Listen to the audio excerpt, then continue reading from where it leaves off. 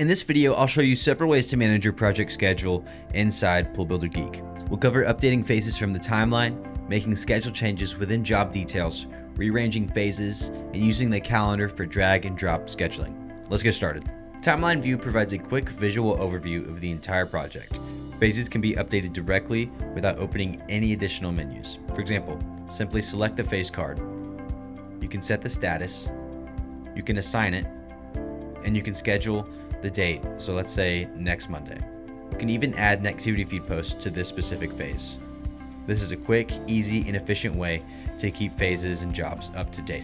Another way to view phases that provides a more in-depth look is by selecting the job card, and in the job details menu, selecting schedule.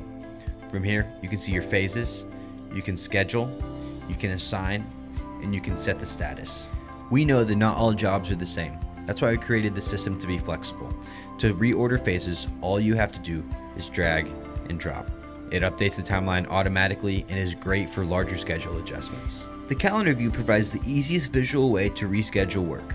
There are two ways that you can do this. Simply select the phase and reassign the date right here, or drag and drop to the new date. You can save it, and that will update on the timeline, on the job details, and everywhere that this job is visible. This is great for rain delays, crew scheduling, inspection changes, and material delays. In this video, we've covered updating phases from the timeline, updating phases from the schedule menu and job details, reordering project phases, and dragging and dropping work on the calendar. Those are the primary ways to manage project schedules in Pool Builder Geek. Keeping your schedule updated helps your team stay organized and keeps homeowners informed throughout the entire project. Thanks for watching.